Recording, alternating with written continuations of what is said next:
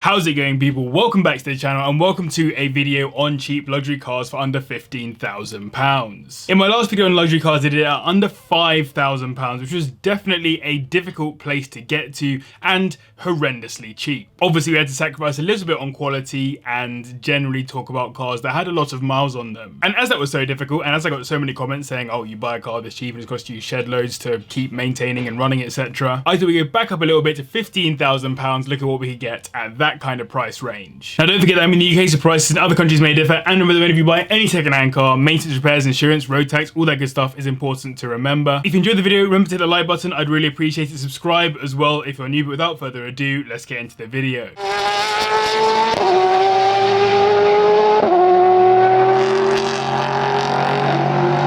But before we get into the video, I wanted to say a massive thank you to our sponsor for today's video, which is super kind of them, BOTB, or Best of the Best. Now, BOTB is a company that I have used personally in the past. They give away 2 dream cars every single week with a midweek giveaway and a dream car giveaway at the end of the week. And recently, deals gotten even sweeter as they have lowered all of their ticket prices and added a $50,000 cash prize to every single car in the dream car competition. There are over 150 cars to choose from, and since we're in the market for luxury cars in this video, if you wanted to get a Bentley Continental GT W12, then you're looking at a £4.85 ticket, which is so reasonable. Mercedes G63 AMG, £4.60. Or what about a Range Rover Sport for £2.65? Tickets start at just £1.50, and they've given away £38 million worth of prizes to winners over 2 decades. And why not be the next person? So all the links are in the description down below. Make sure you're 17 or older to play. Nice and simple. Again, a massive thanks to BOTB. I really do appreciate it, and I'd appreciate you guys going and checking them out. Right, let's get into the video. Let's start this video off with the second generation Jaguar XF, specifically with the 2-litre inline-4 turbo diesel engine, putting out 177 brake horsepower and a 0 to 60 time of 8.9 seconds. And by the way,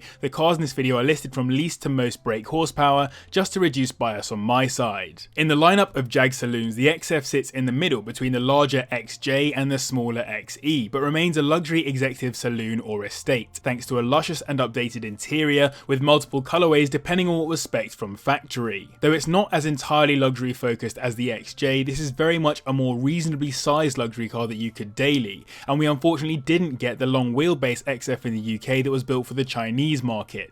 A key difference between the first and second gen is the aluminium bodywork on the second gen, leading to a nice weight reduction over the steel first gen. Aesthetically, the two are not massively dissimilar with the same basic silhouette, but there are some subtle differences, particularly at the front end. £8,000 is the minimum you'll find these listed for, and 15 grand you're looking at a 2017 example with 50,000 miles on the clock, which also means ULEZ compliant for those of you in London. Sadly, these have had numerous issues since release, particularly in relation to poor build quality and electricals, which have helped to cause this massive and rapid depreciation. The low pressure fuel line fell off from being too loosely attached, airbags weren't deploying correctly, some had diesel leaks, cracking inner sills, failure to meet CO2 levels, and a failing instrument cluster. All of these have been given fixes by Jaguar, but pretty poor by the company either way. Another JLR car now is the Range Rover Evoque, a luxury compact SUV with a 2.2 litre turbo diesel inline-4 engine, which puts out 187 brake horsepower and will do 0 to 60 in 8 seconds. The car is almost identical to the LRX concept car, which was a design study into looking at efficiency improving technology to be used on future JLR cars. It comes as a 3-door, 5-door, or a convertible, and I'm just going to put it out there, this isn't my favourite car in the world, particularly in convertible spec.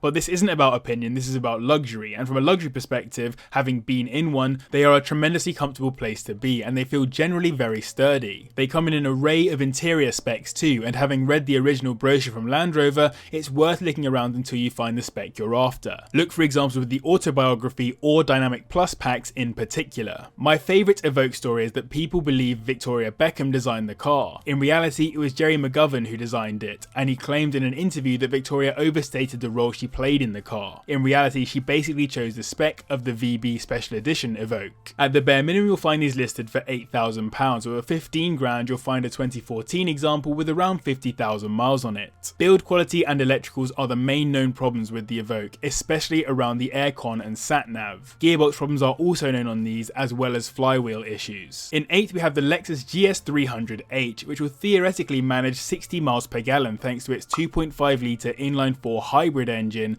putting out 223 brake horsepower and a relatively sedate 0 to 60 time of 8.9 seconds. This is the 4th generation GS, which premiered at Pebble Beach in 2011 and hit markets around the world in 2012. However, the car I'm interested in for this video is the facelifted example that dropped in 2015, with a pretty significantly revised exterior and a new infotainment system. The interior on these is very much along executive lines, with a massive center console, big screen built into the dash, and of course the staple luxury car analog clock smack bang in the center. There is a massive collection of optional extras on this too, which add to the luxury, so try to get a luxury pack example if wafting is your aim. You'll find these listed for just over £10,000 at the bottom end, and for 15 grand you get a 2015 example with around 50,000 miles on the clock. As it's a Lexus and therefore a Toyota, reliability is known to be very good among owners. The only common problem I could find by looking at owners' forums was that the infotainment system is often a little bit awkward, but nothing major other than that. In 7th is a 3rd generation Audi A8 with the 3-litre V6 turbo diesel engine, which makes 246 brake horsepower and will get the car to 60 in 5.9 seconds. It sits on the D4 platform, which is exclusive to the A8, but the broader D platform is the base of cars like the Porsche Panamera, Bentley Continental and VW Phaeton. Compared to the previous gen, it came with a bunch more tech features to make it as luxurious and convenient as possible, like internet integrated into the car and a touchpad with handwriting recognition. If you need extra space, you can always go for an A8 long wheelbase too, which is aimed at being a more chauffeur-driven luxury car. Either way, the interior is sleek with plush seats, premium materials, Bang & Olufsen speakers, and it's generally a nice place to be, as with many Audis from this era. These are listed for a minimum of around £8,000, and for £15,000 you get a 2013 example with around 40,000 miles on the clock. Electrical issues are the main ones I could find on forums, like sat-nav and aircon failing, and the car failing to start. Though I mentioned the interior is quite a nice place to be, some owners have also complained about rattles and squeaks, suggesting less than ideal build quality. Next up we have the 2nd generation Mercedes CLS class in 350 CDI spec, which means the 3-litre V6 turbo diesel engine, putting out 261 brake horsepower and a 0 to 60 time of 6 seconds. It shares both its chassis and the majority of its tech and features with the W212 E-Class,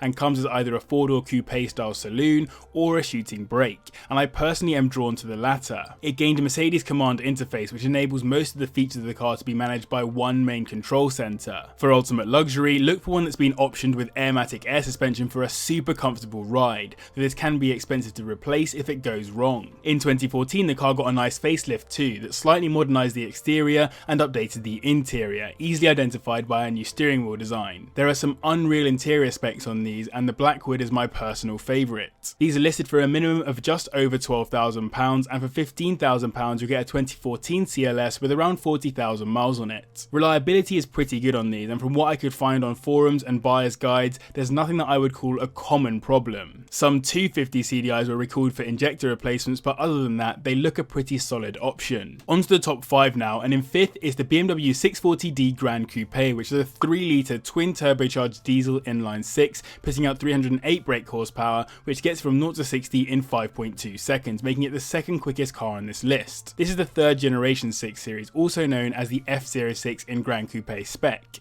which was built to rival cars like the CLS and the A7. Its design is based on the CS concept car, and in order to fit the extra doors in, the car is almost 5 inches longer than a 2-door coupe. It's pretty practical in that it has 5 seats in a 4+1 layout and a sizable boot for cars in the Grand Tourer class. Some owners do complain about the interior ergonomics, but for BMW this was a real upgrade to their interior design regardless. There are some very cool two-tone specs you can get in these, with the most chilled out, laid back driving position imaginable. These are listed for just over £11,000 at the bottom end, and for £15,000 you'll be looking at a 2013 model with around 50,000 miles on the clock. Repair bills are noted by owners as quite high on these, and quite a few have noted issues with their aircons breaking. Water pumps have also been known to fail, but it seems the majority of common problems come on the more recent models from around 2018, so you'd like to hope you'd be okay in one of these. The 2nd generation Porsche Cayenne S is featured in one of my previous videos on luxury SUVs, and thanks to depreciation, it's now just about available at under £15,000 for a high mileage example,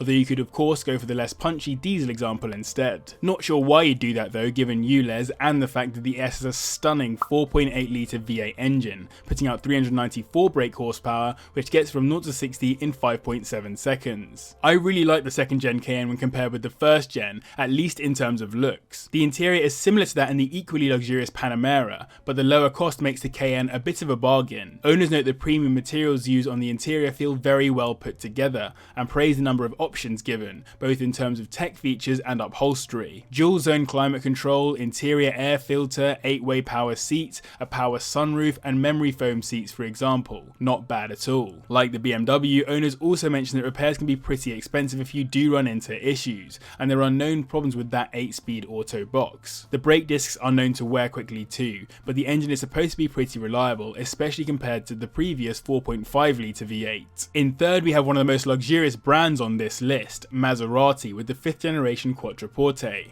which has a Ferrari and Maserati collab 4.2 litre V8 engine, putting out 394 brake horsepower, which takes from 0 to 60 in 5.4 seconds. It not only has a Ferrari block under the bonnet, it was also designed by Ken Okayama at Pininfarina, the same man responsible for the NSX, Enzo, and 599 GTB Fiorano, to name a few, so you're very much in good hands from a design perspective at least. From factory you could spec 15 different exterior colours and 10 interior colours with contrasting seat piping, and an additional 3 types of wood inserts. Basically, spec is hugely important on these. I'd say the interior is actually getting a little more dated on these, but they're still a step above your average car in terms of being a luxury cruiser. Plus, they sound absolutely unreal. £10,000 is around the minimum you'll find these listed for, and for £15,000 you're looking at a 2007 example with 40,000 miles on the clock. Variator issues are the main common problem I could find when looking through forums, and there are some build quality issues that are less common, like doors getting stuck or rattles from the interior. Maintenance costs are generally quite high, but mileages are relatively low across the board, so really do your due diligence when you're in the market for one. You can't rely on low mileages, meaning a well-maintained example. Now we have probably the biggest unicorn on this list, the VW Phaeton W12, a car so difficult to find that there were only 20 registered on the roads here in the UK in 2020, and none were actually available at the time of making this video, so please accept this 2008 example which sold in 2020 for £12,500 with under 25,000 miles on the clock as proof that these do exist at under £15,000. Of course they have a W12 engine, a 6 litre one to be exact, which puts out 443 brake horsepower and will get the car from 0 to 60 in 5.9 seconds. It's a nice long wheelbase car sitting on the same platform as the Bentley Continental. I've mentioned it in many previous videos, but the main purpose of this car was to basically be a middle finger to Mercedes and BMW by making as exceptional a luxury car as physically possible to take the fight back to them after they entered the small car market. That means in terms of features, the Phaeton is absolutely stacked. Self-leveling air suspensions, sun blinds for the rear of the car, almost everything is power operated, almost all the materials are premium, it's a beaut. Don't overlook the Phaeton just because of the VW badge, it is the real deal when it comes to luxury. As discussed, these are relatively rare, so problems are also difficult to work out. VW specialists I could find noted that they rarely ever see these coming for anything other than routine services,